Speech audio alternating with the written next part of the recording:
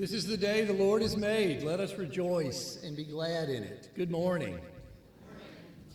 My name is John Kirkendall. I'm an elder here at Scots Kirk, and on behalf of the congregation, of the other elders, and of Pastor Jim Mitchell, I welcome you all to worship our holy God together this morning, both those of you who are with us in person, those joining us remotely. There are a number of announcements in the bulletin. The one to which I wish to call your attention is twofold. First, after this worship service, we will have a fellowship lunch. And even those who are joining us remotely are invited to join, though it'll be a little difficult. But if you would like to stay, please do. We would enjoy having time to get to know you and spend time together as the family of God.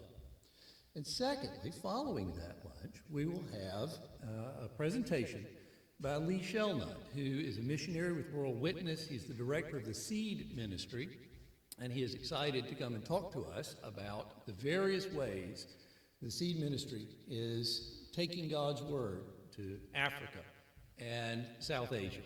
So please stay for that presentation after lunch as well, if you would. Now, if you will take some time to prepare your hearts and minds for worship.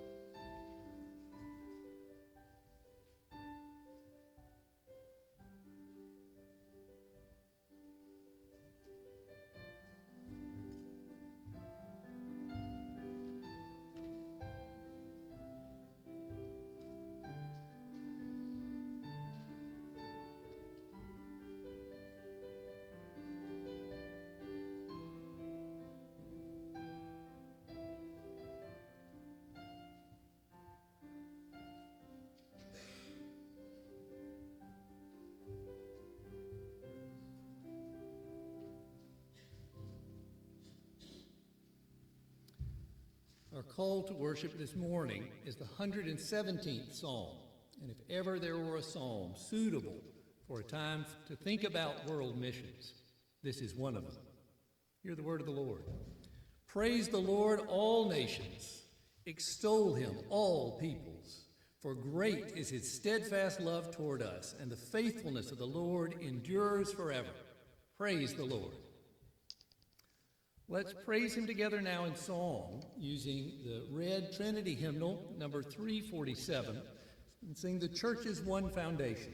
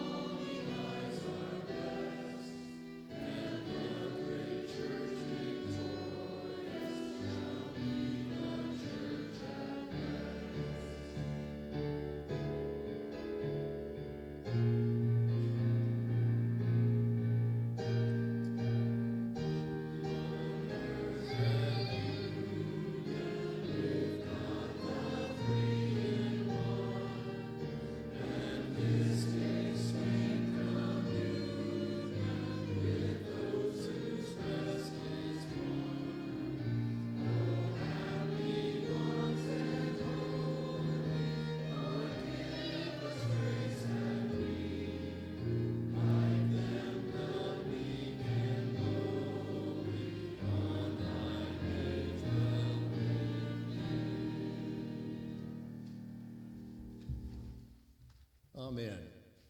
Let us, with the great church universal, go before the Lord in prayer. Our sovereign God, we come before you this morning in awe of the wonders that you have done, not least adopting us into your family through Christ Jesus, your Son, our Savior. Lord, we thank you for the abundant mercy that you have shown us in Christ, in his sacrificial death, to atone for our sins, for we cannot approach you who are holy without him. We thank you for the presence of your Spirit that has quickened us, drawn us to faith in Christ, and drawn us to this place to worship you. And we pray that you might, through the Spirit, bless our worship today, that it would be acceptable in your sight. Lord, we thank you for your word, and we pray that we might not only hear it, but also respond in action to glorify your name in all the places that you will call us to go. Heavenly Father, we now join with the disciples in praying the prayer that Christ taught them, saying, Our Father, who art in heaven, hallowed be thy name. Thy kingdom come, thy will be done, on earth as it is in heaven. Give us this day our daily bread, and forgive us our debts, as we forgive our debtors. And lead us not into temptation, but deliver us from evil. For thine is the kingdom, and the power, and the glory forever. Amen. You may be seated.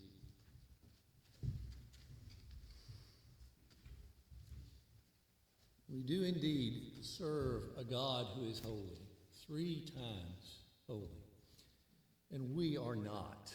And it is right and fitting that we come before him now and confess our sins.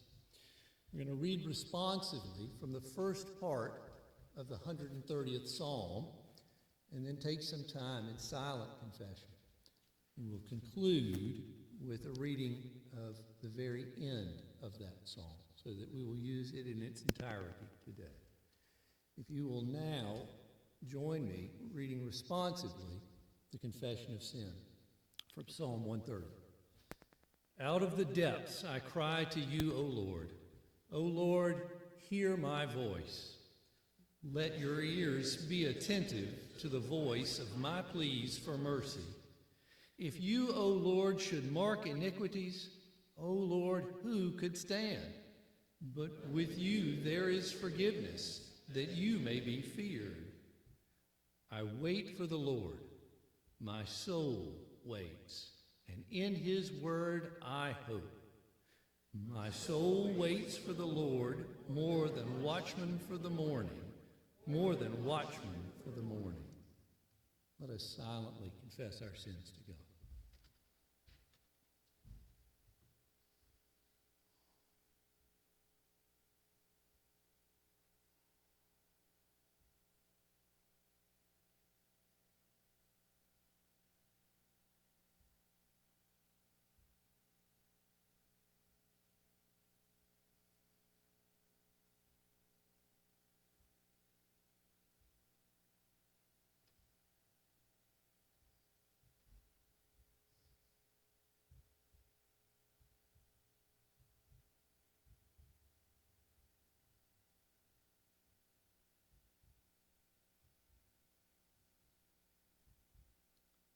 Amen. Hear the words of assurance of pardon from the pen of the psalmist, inspired by the Holy Spirit. O Israel, hope in the Lord, for with the Lord there is steadfast love, and with him is plentiful redemption, and he will redeem Israel from all his iniquities. Thanks be to God. Our confession of faith this morning comes from the Second Helvetic Confession. As its name implies, this is from the Helvetic Republic, what we would call Switzerland. It was drafted a little bit earlier than 1566, but brought to Germany in that year, translated into German from the Latin, and used as the confession of the German Reformed Church as opposed to the Lutheran Church. The first part of this confession is concerned with one of the solas, as you might expect. This is sola scriptura, the scripture alone. So we'll be considering in our confession of faith what we believe to be true about the Word of God. Please stand with me and read this section of the Second Helvetic Confession. Christians, what do you believe? The preaching of the Word of God is the Word of God. Wherefore, when this Word of God is now preached in the church by preachers lawfully called, we believe that the very Word of God is proclaimed and received by the faithful, and that neither any other Word of God is to be invented, nor is to be expected from heaven, and that now the Word itself, which is preached, is to be regarded not the minister that preaches, for even if he be evil and a sinner, nevertheless the Word of God remains true and good.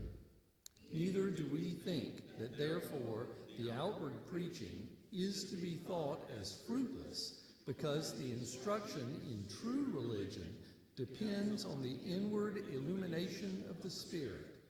For he that illuminates inwardly by giving men the Holy Spirit, the same one, by way of commandment, said unto his disciples, Go into all the world and preach the gospel to the whole creation.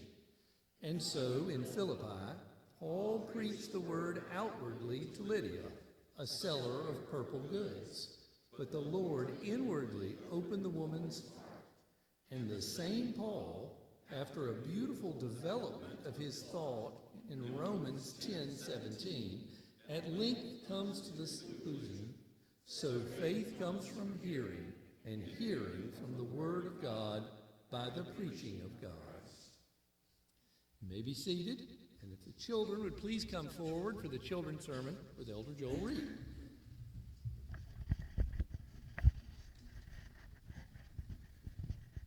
Good morning. It's been a while, hasn't it? All right, I'm going to read a verse, and this verse you will hear several times in the scripture readings. I'm just going to read the first part. It's from Isaiah 52, verse 7. It says, How beautiful upon the mountains are the feet of him who brings good news. Now, what's good news? Uh-oh. News is when you tell something, right? Yeah. In the Bible, what do we think of when we think of as good news? That Jesus died for our sins and gave us everlasting life because he paid the price for our sins, right? Now think of it this way. When you listen to Romans, when Pastor Mitchell is reading about what Paul is saying, he says, how can people come to know Christ if they don't hear?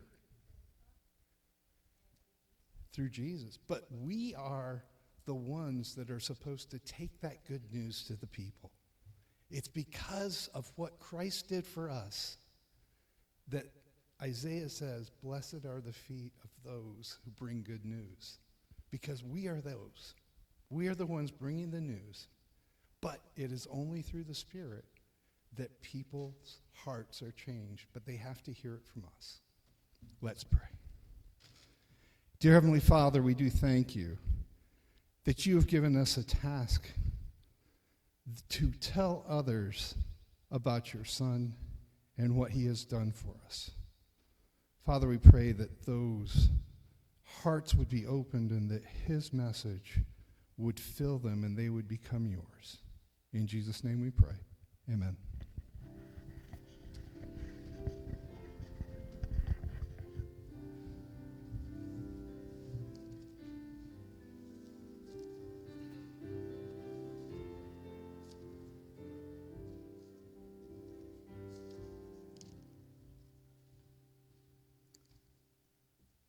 Scripture reading this morning comes from the book of the prophet Isaiah, from chapter 52.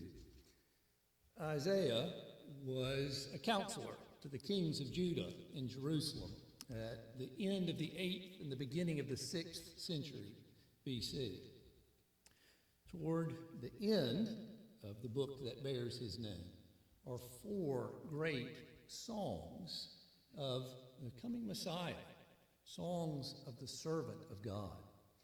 And we will read today a portion of the 4th, the last of those songs. They begin, the first is in chapter 42, and between 42 and 52, we get these 4 servant songs.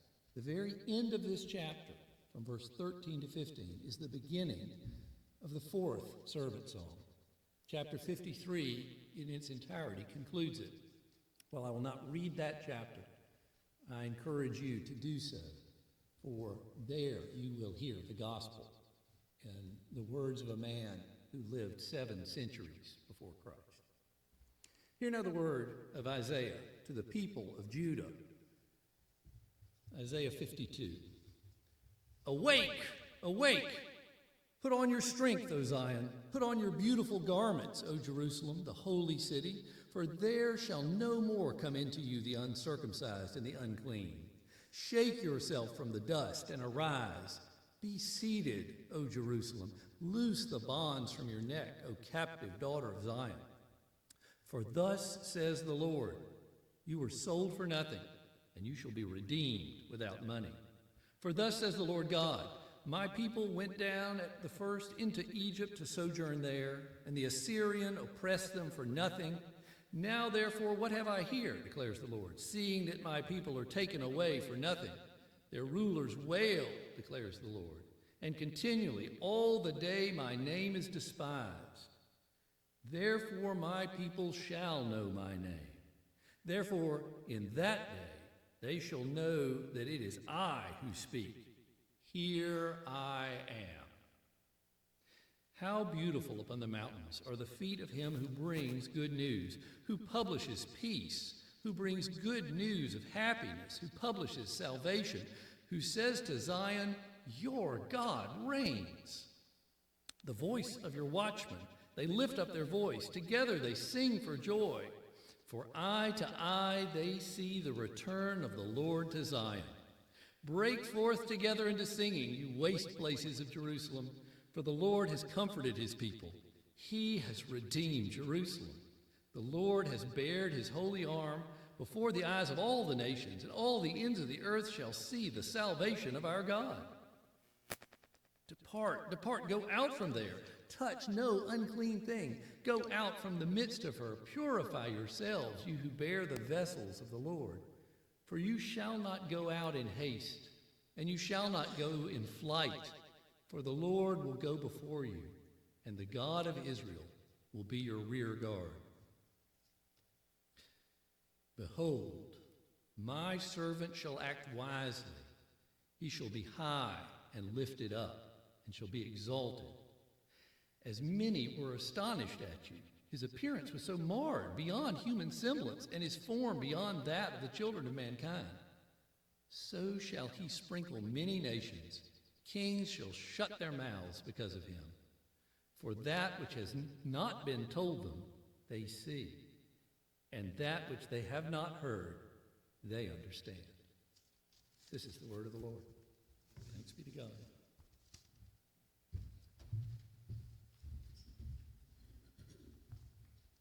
And let us go before our God once again in prayer. O sovereign God, may your name be blessed forever and ever. To you alone belong wisdom and might. You change times and seasons. You set up kings and you bring them down. Lord, you are the fount of all wisdom. You know the deep and hidden things. You know what is in the darkness, and in you there is light. There is purity. You are holy, holy, holy. We are not. O Lord, we come into your presence today as sinners in the name of Christ, not in our own merit, but in the one you sent to be humbled and then exalted, to be lifted up on a cross to atone for our sins and to live the life we could not live. How thankful we are that in him we have an end to all self-justification by our own good works, and we have in him all the good works we need, for he is your beloved Son, with whom you are well pleased, Father. You have given him of the Holy Spirit in full measure. You have, through the Spirit, had him withstand all temptations for us. And that same Spirit you have given us as we are adopted sons and daughters of the Most High. Lord, help us to be battling sin, putting on the whole armor of God, seeking you in prayer, for the strength of your might is greater than he who is in the world, greater than our own flesh and its temptations, Father, greater than the evil one. Aid your people, aid Scots Kirk, Lord, in fighting sin. And we know that even as you have died for sin and counted us righteous in Christ, it is your desire that we walk as Christ walked, to walk in the light. Lord, bless us in our fellowship as a church. May we be a church marked by forgiveness. Even as Christ has forgiven us, may we forgive one another. May we be quick to bless and encourage one another with the word.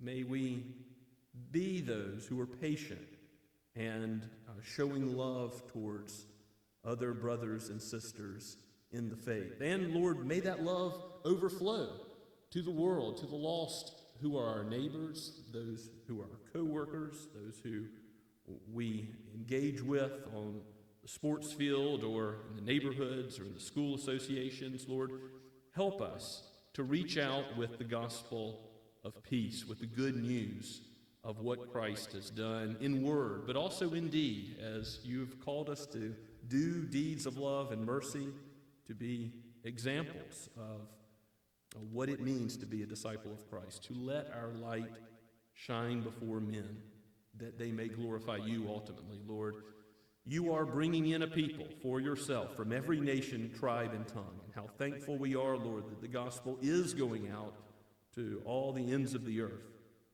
We give you praise that we're able to meet freely here today and to proclaim the word. It is not the word of man, but it is your powerful word. It knows us better than we know ourselves. It is able to divide soul and spirit. It is powerful to convert and powerful to change. Lord, bless your people with sanctification in the truth. Bless those who have not yet trusted in Christ with repentance for sin and faith in the Savior. We pray, Father, that you would bless your word as it goes out from other Bible-believing pulpits in this city. And we're thankful that there are so many. We pray for our brothers and sisters in Shemcrete, for Reverend Ben Carver, for the elders there, for the whole congregation, that you might use them mightily as a body to bring this word to Mount Pleasant. And Lord, aid us to plant more churches in the Low Country. We long to see this for your glory. Father, we ask this knowing that your church, universal indeed, is proclaiming your word the world over. We thank you for the Associate Reformed Presbyterian's church's involvement in Africa, and for the Goodmans in Uganda, and for Drew's teaching there. Father, we pray that you continue to build up the ministry of Seed in Rwanda. We thank you for Lee Shelnut's presence with us today, and ask that you would give us greater understanding of what you are doing in Rwanda and in Pakistan through Seed as well. Father, we thank you for the training through Erskine Theological Seminary that is going on, and for those who are graduating, for those you've called to ministry and who are preaching your word even now. And we pray, Lord, that you would continue to raise up those who would proclaim your word boldly as they ought. We pray that that would occur even from our own midst, even as we have prayed for missionaries to be raised up from amongst our numbers. So we do again, Lord, asking, seeking, knocking, that you would give wisdom in the formation of a short-term missions trip from Scots Kirk, that you would make the way plain, that you would provide the advisors, all that is needed financially, and that, Lord, you would open the doors for even medium-term or a long-term commitment to take the hand to the plow, for the fields are white for the harvest, Lord. that some would go and leave behind the comforts of home to spread your word abroad. We pray this knowing that you are great and greatly to be praised, that you do great things for your children, that you are good and you do good. Father, we pray all this, asking that you would bless those in our midst who mourn. Bless those who need the comfort of your gospel today. We particularly lift up Janet Terry, Father, as she's lost her brother. But, O Lord, give peace and comfort in the good news of why Christ came, to atone for sins, to give abundant and everlasting life. Father, we pray for those who are recovering from illness, for there are many, from those recovering for surgeries, from, Father, for those who need your traveling mercies. Lord, we pray for those who are preparing for the joys of marriage to come, and we lift up those couples within our midst and pray for wisdom and guidance to be given by your word to them, that they might not be preparing for a ceremony alone, but for a lifetime of commitment to build a life together as one flesh upon your word. O Lord Christ, you are the rock. All other ground is sinking sand. Keep us from any idols, any idol of the heart, anything that would be greater than you in our minds. Lord, let us not treasure things that are passing away, but may we treasure you as our portion and our lot forever. More and more may we see and joy in Christ for who he is and what he has done. And Father, may this joy be apparent to the world, so that others may believe, those who are your sheep, and in your timing call them, justify them, sanctify them, and glorify them according to your holy will. We do pray for worldly leaders. We know that you are Lord of lords and King of kings. We pray for those sovereigns over nations and over the state and this county and the city. We think of those that bear these offices and know, Lord, that they are responsible ultimately to you. May they kiss the Son.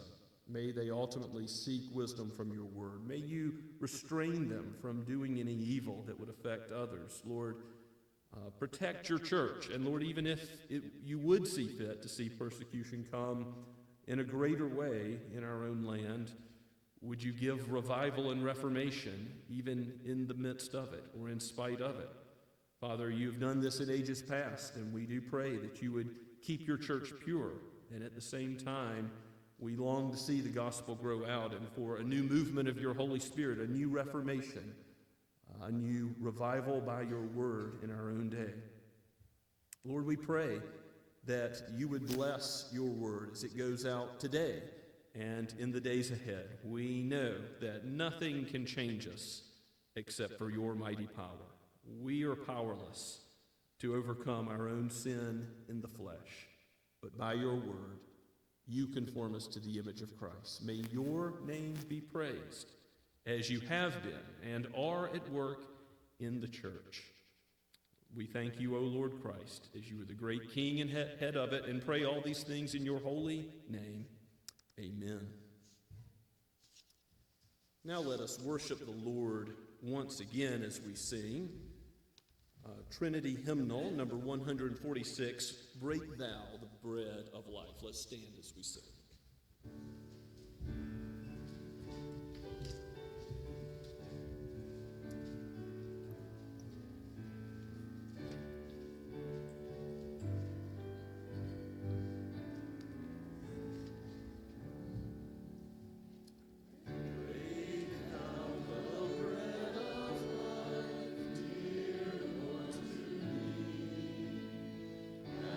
As thou didst break the loaves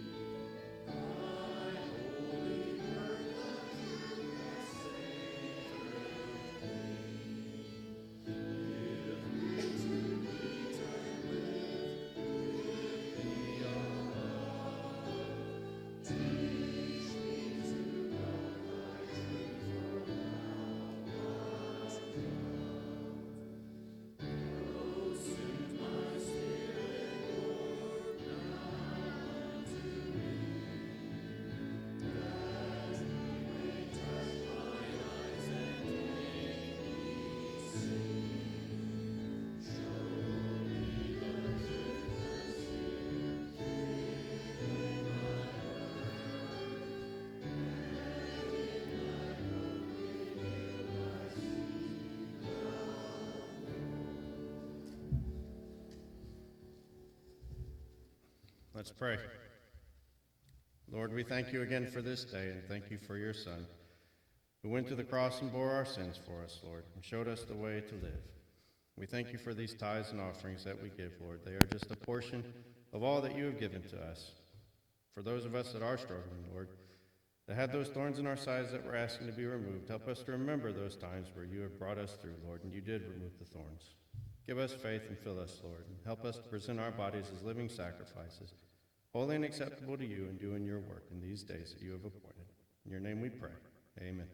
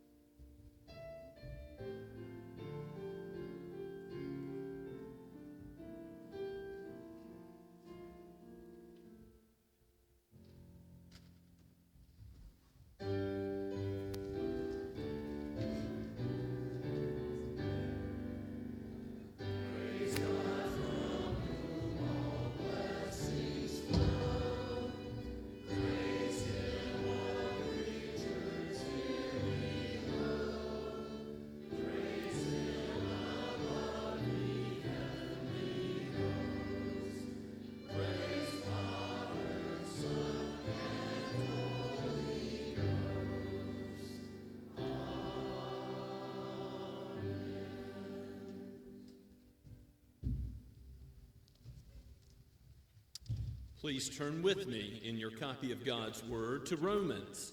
We have another very important text before us this morning, Romans chapter 10, verses 14 through 21. And if you need a Bible, there are some under the bulletin board in the back we'd be happy to share with you. We did replenish those recently, so we've been offering them for people to use or to take home as a gift from the church if you don't have a copy of God's Word, and that continues to be a blessing, and we've at least given away enough that we've replenished those under the bulletin board, just so you know. Romans 10 comes in the section from chapters 9 to 11 where Paul is trying to answer a question.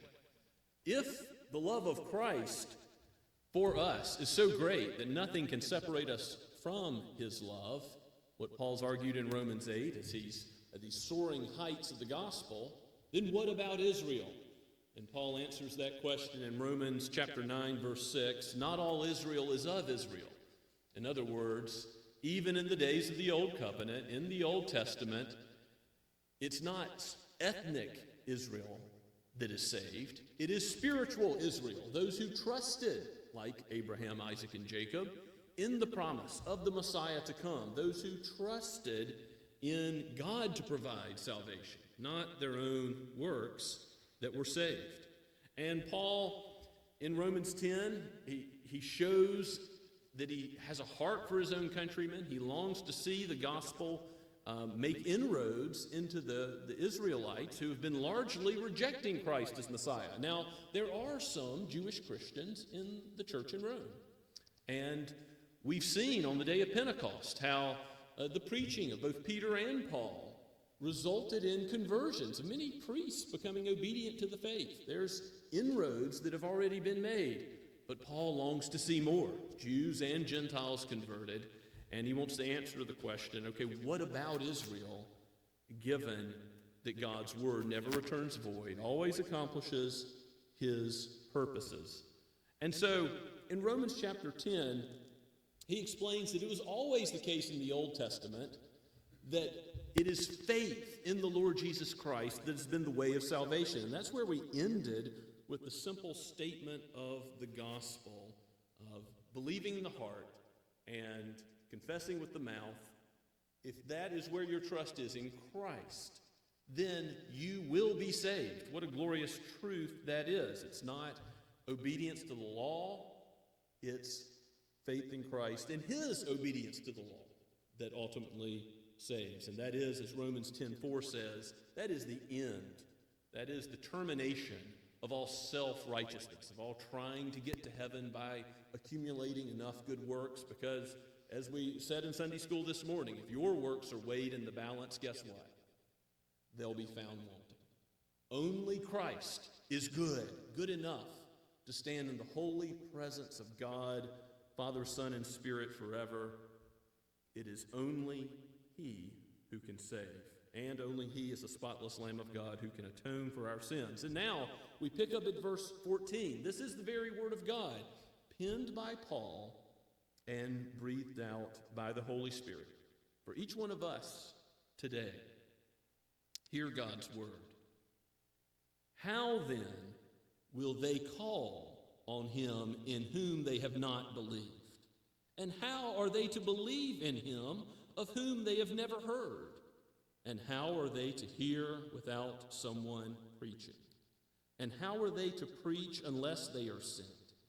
As it is written, how beautiful are the feet of those who preach the good news, but they have not all obeyed the gospel. For Isaiah says, Lord, who has believed what he has heard from us?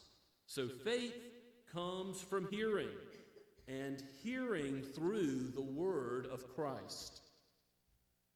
But I ask, have they not heard? Indeed they have, for their voice has gone out to all the earth, and their words to the ends of the world. But I ask, did Israel not understand? First, Moses says, I will make you jealous of those who are not a nation. With a foolish nation I will make you angry. Then Isaiah is so bold as to say, I have been found by those who did not seek me. I have shown myself to those who did not ask for me. But of Israel he says, all day long I have held out my hands to a disobedient and contrary people. Let us pray and ask for the Spirit's help now. O Holy Spirit of God, it is your glorious task to open the eyes of our heart to perceive your word aright. In our flesh, we would not, we cannot. But by your blessing, by your grace, we can understand more of ourselves, more of Christ, more of your revelation of the gospel and who you are. Lord, help us today to have the veil lifted, to have the truth set us free in the good news of the gospel, that we might believe in the heart, confess with our lips, and live out lives as disciples that are pleasing to you. For we pray this in Jesus' name. Amen. The beautiful feet of those who proclaim the gospel of peace, already referenced in the children's sermon, read in Isaiah 52, and read in our text this morning. It's obviously not about the physical feet of missionaries or pastors who go and bring the good word. I'm surprised none of the kids had anything negative to say about physical feet. But it's a statement, isn't it, about how beautiful it is that the gospel is ordained by God to go out to the ends of the earth. And it is true that in the Old Covenant, as Psalm 117 puts it, all the nations are to praise the Lord. This was God's design through Father Abraham, was it not? That all the nations should, through him, be blessed. It is by God's sovereign design, not my own, that Reverend Lee Shelnut comes to talk to us about missions following our lunch together today. This is certainly a text which those considering missions ought to look carefully at, and we'll have some applications specifically for those who might be considering, am I called to the mission field? Am I called to be a pastor?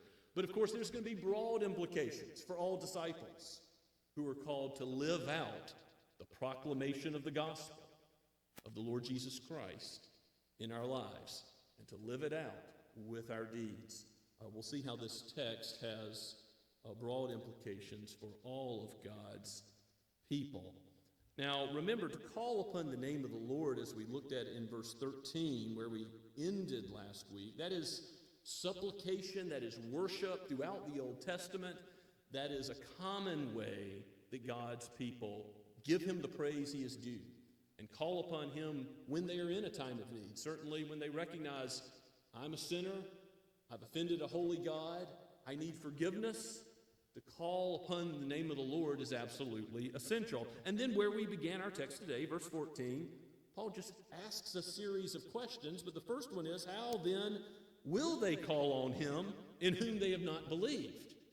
So essential to worship, and true worship, is first to know, have a living relationship with the vine, Christ, to be living branches, to know Christ savingly, to be regenerated by the Holy Spirit, to have the new birth, and then to worship him in spirit and truth. It's possible.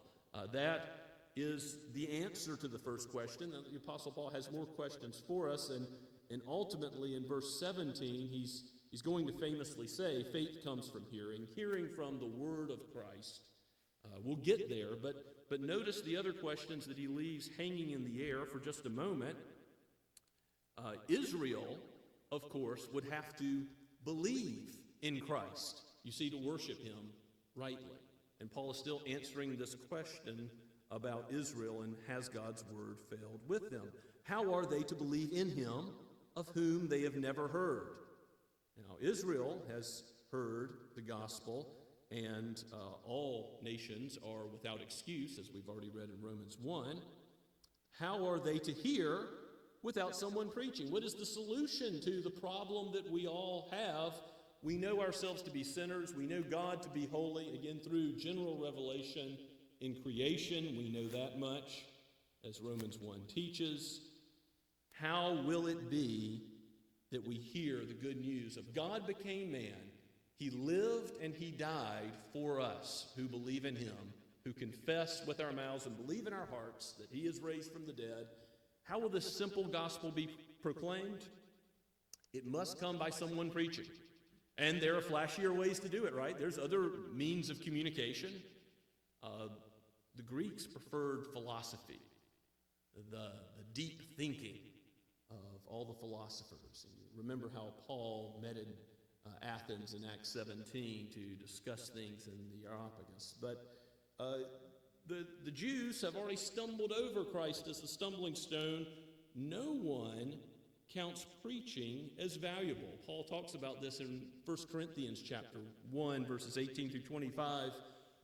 Christ and the preaching of him as a crucified Savior, that's a stumbling stone to Jews, and it's foolishness to Gentiles. And yet, it's what God has ordained to convert people the world over, every nation, tongue, and tribe, and to convert Israelites, ethnic Israelites, to be spiritual Israelites, to be true Israel.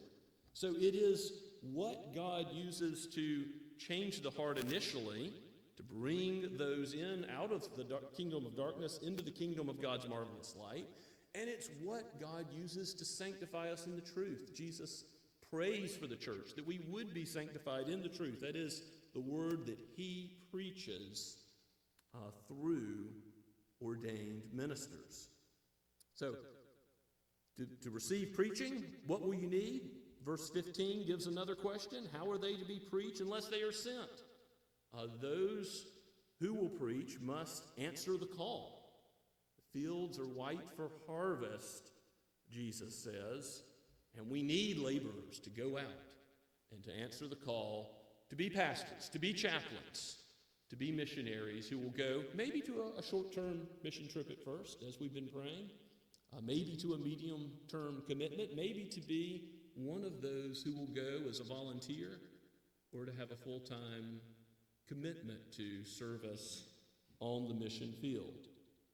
We have been praying for that, and we'll continue to pray for that.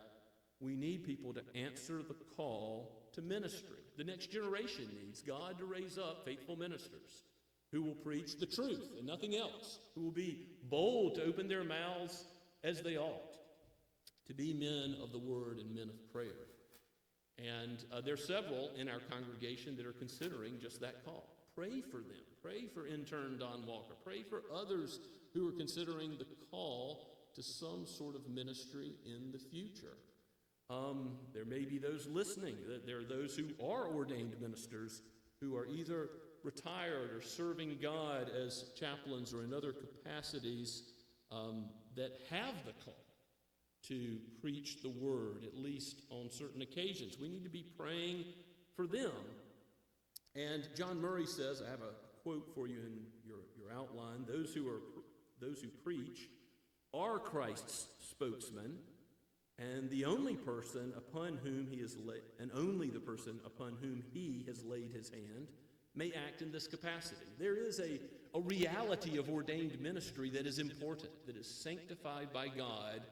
We have in the presbytery a group of men who examine those candidates for the ordained ministry regarding their qualifications and gifts. So there's an aspect of an internal call. I feel that I must preach the gospel, but there's also an aspect of external call, that the church recognizes your gifting and calling and your personal qualifications to go and bring the gospel. So pray for all of that. Even as the presbytery meets and we ask for prayer occasionally, that's one of the most important things the presbytery does. Pray for those that are examined first by committee and then on the floor of presbytery. Pray for those young men who are answering the call to ministry, that we would be wise and not lay hands upon anyone too quickly, that the Lord would raise up those in this denomination and every Bible-believing Reformed denomination, those who would preach the gospel and do so boldly for the sake of Christ. Now, even if you do not have the call to be an ordained minister, I think the rest of the John Murray quote can apply to you. But if the emphasis falls on the necessity of Christ's commission, yes, we must be commissioned by Christ to be an ordained minister, we may not overlook the privilege and joy of being sent. Ministers, missionaries, those who have the call to be an ordained spokesperson for the Lord have a unique position where, yes, we get to see all the ugliness in the church, the sin in our own hearts and in amongst the people. We have a front row seat to that. You may know a little of it. We probably know more. But we also have a front row seat to the joy of God changing people's life, of turning their trajectory around, of plucking them out of darkness and into the kingdom of light. We really do get to see marvelous things being done that no human being could do, that only God can do. And it happens within the church. It happens by those who do what Paul says to Timothy, preach the word in season and out of season. You might go there to 2 Timothy chapter 4, verse 2. It's a famous admonition, that charge that Paul gives to Timothy at the end of his life, the end of the Apostle Paul's life. He knows he's facing execution. We can start at verse 1. 2 Timothy 4:1. I charge you, Timothy, in the presence of God and of Christ Jesus, who is to judge the living and the dead, and by his appearing in kingdom, preach the word. Be ready in season and out of season. Rebuke, reprove, and exhort with complete patience and teaching. For the time is coming when people will not endure sound teaching, but having itching ears, they will accumulate for themselves teachers to suit their own passions, and will turn away from listening to the truth and wander off into myths. As for you, always be sober-minded, endure suffering, do the work of an evangelist, fulfill your ministry. The only way to fulfill ministry is to preach the truth, to preach the word. And that is true for all of Christ's disciples, even as the shepherds go and see the glory of the gospel proclaimed by the angels in the sky in Luke 2. They return with worship, and they know that they are sent, even though they are not ordained ministers. Every disciple of Christ is called to worship in response to this glorious gospel and to be ready to give an answer for the hope that is within us. 2 Peter 3:15 and 16 says, yes, with humility and gentleness and respect towards those unbelievers that we interact with, those who don't yet believe, but may well be called to be God's elect, to be God's sheep. We proclaim the gospel freely, that if you believe in the name of the Lord Jesus Christ, you will be saved. And God, in his timing, ultimately we see in Romans 9 how he's free to choose to have mercy on those whom he will have mercy, to harden those whom he will harden, pass over in judgment, and to give justice for sin, his wrath, what we all deserve for our sin. That's God's decision. But our call is to preach the gospel to the ends of the earth, knowing that he, by his Holy Spirit, does the work of using the word mightily to build his church, to protect, guard, and keep, to sanctify, and ultimately glorify. Yes, nothing can separate God's people from the love that he has for us in Christ Jesus. So back in Romans 10, when we're thinking about the word of Christ that's being proclaimed, ultimately he has sent.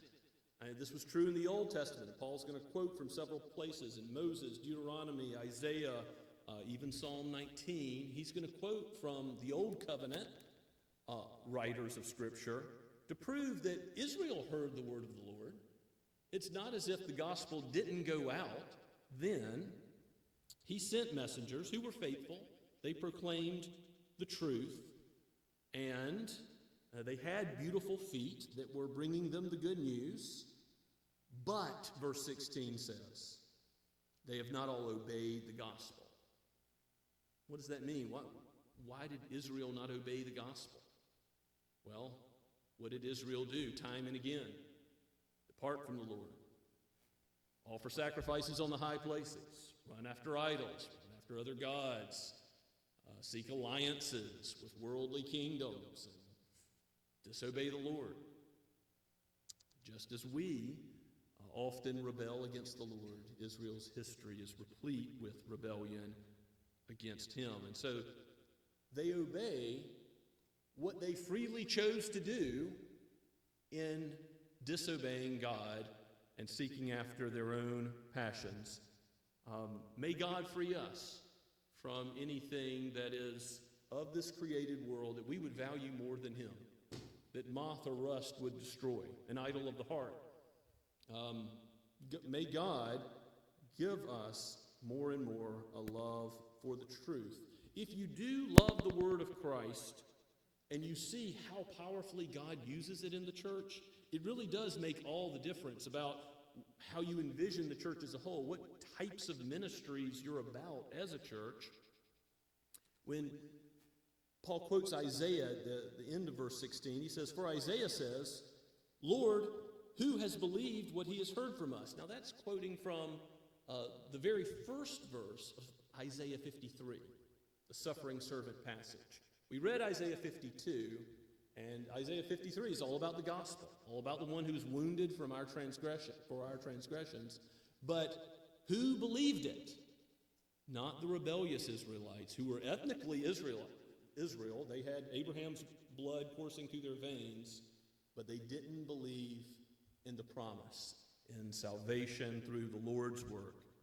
Rather, they were seeking to justify themselves by their own good works.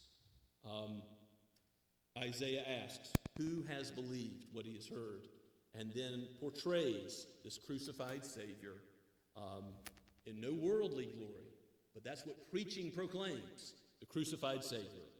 Foolishness to Greeks, folly to the Gentiles, and a stumbling block to Jews.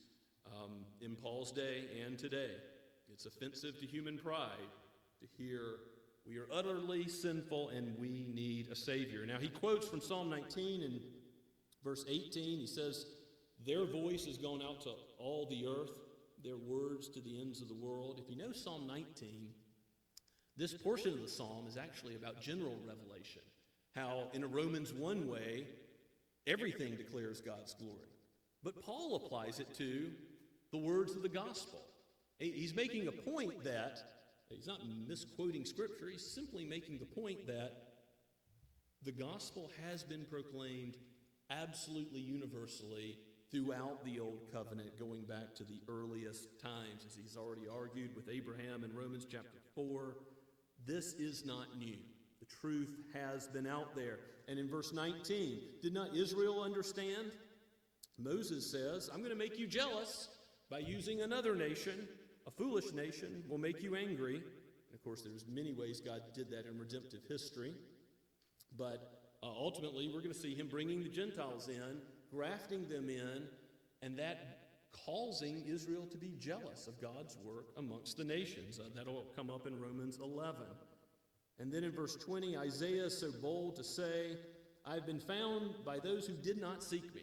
Again, the Gentiles, the nations that didn't have all the advantages of the light of God's law and his revelation.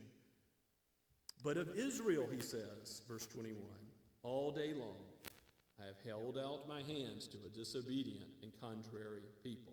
Now, Paul's not ending on a down note there. He's still showing that he longs to see Israelites saved, and he longs to see Gentiles saved. And just because they're disobedient today, he knows that he himself was a disobedient, zealous Jew who thought he knew the way to please the Lord.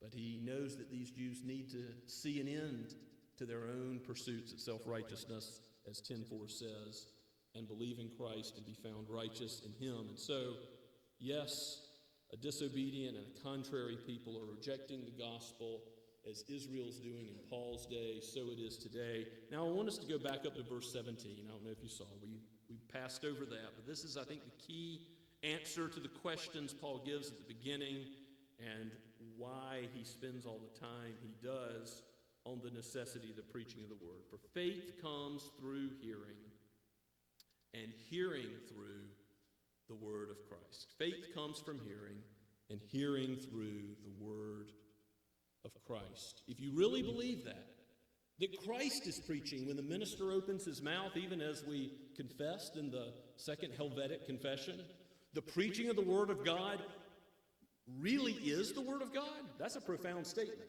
Now, pastors are sinful people, and when we preach error, when we preach something that is not faithful to the text, then it's error. It's not the word of God. But if we preach in a way that unfolds the text, you see, that's why we're so committed to expository preaching.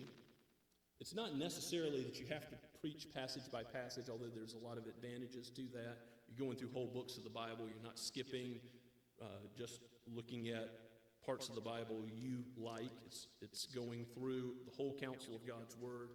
But the key thing about expository preaching is expositing God's Word. It's unfolding His Word in its original historical context and literary context, and then it's applying that Word to all of the hearers God has intended it for, which is not just those in history.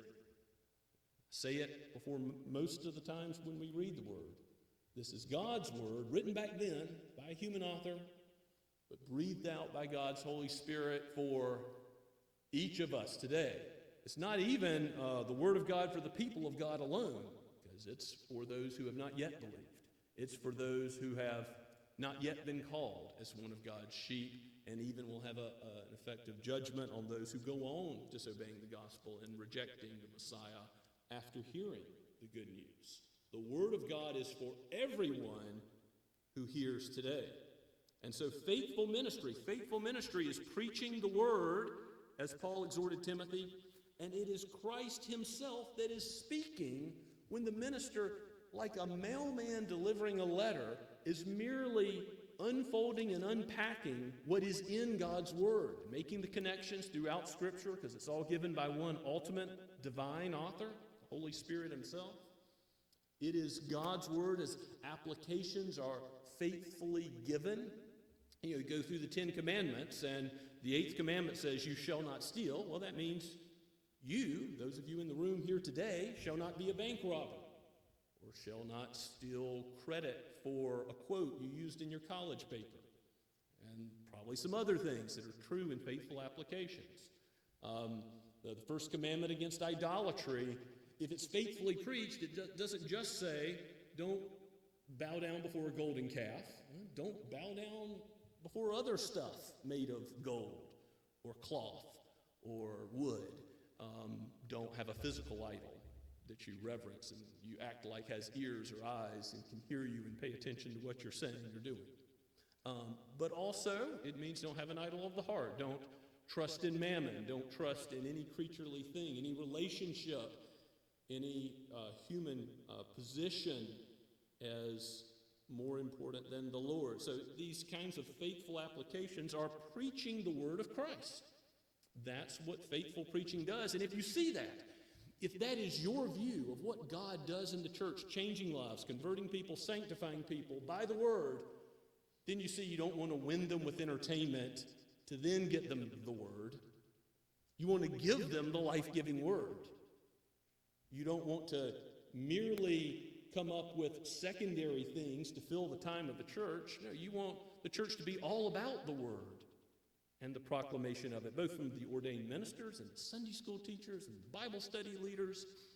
You want the word and prayer to saturate the ministries of the church, even as we want word and prayer to saturate the ministries of our lives as believers. Will your neighbor know? Will your coworker know the gospel if you don't respond to the opportunity God has given you to preach it, to proclaim it, to tell the truth about it, to be ready to give an answer for the hope that is within you, and to live it out, to love someone enough to buy them the second cup of coffee, to invite them to your home again and again, to take them out to eat, to show concern over their problems, over the issues they face in life. That's the sort of thing we're called to live out in word and deed. Every disciple of Christ is called to live out this life-giving gospel, and it goes to the whole world. It is freely offered that anyone who would believe in their heart the Lord Jesus Christ and seek him for righteousness, they shall be saved. And God will do what he has promised, to use the word to build the church, to convert, to draw those who from eternity past always were his sheep. It's not your job to figure out who's who. It's to preach the truth. God will bring them in. He will sanctify, even as he's doing right now, as his word is being preached. May he sanctify us by it and lead us all the way home to glory, where we will be with him forever. Let's pray together. Father, we give you praise that your word is powerful, more powerful than we often see or realize, that your word is changing this church, it's changing us. It never returns void. May we be submissive to it. May we not lean on our own understanding, but in every way acknowledge you and your wisdom and your goodness in the gospel. Father, we thank you for this text. Aid us as those who are called to proclaim by our life and with our mouths the truth. For we pray this in the name of he who is the way, the truth, and the life, the Lord Jesus himself. Amen. Let's stand and sing and give God thanks for the gospel by singing Rock of Ages, Cleft for Me, number 500.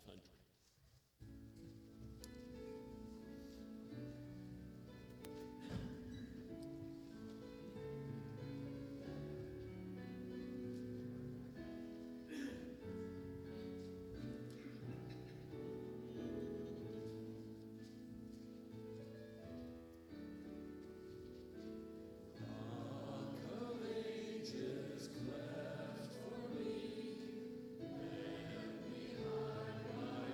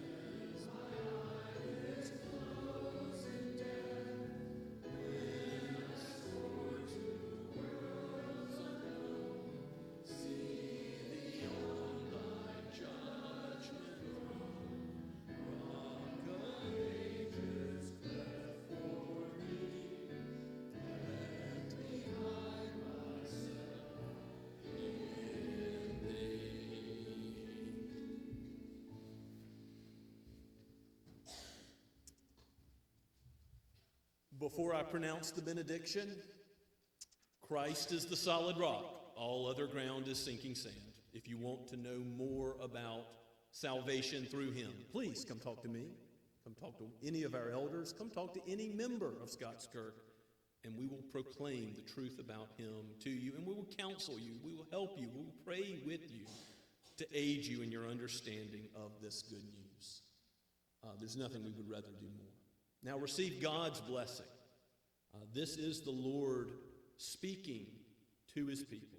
Now may the God of peace, who brought again from the dead our Lord Jesus, the great shepherd of the sheep, by the blood of the eternal covenant, equip you with everything good, that you may do his will, working in us that which is pleasing in his sight, through Jesus Christ, to whom be glory forever and ever. Amen.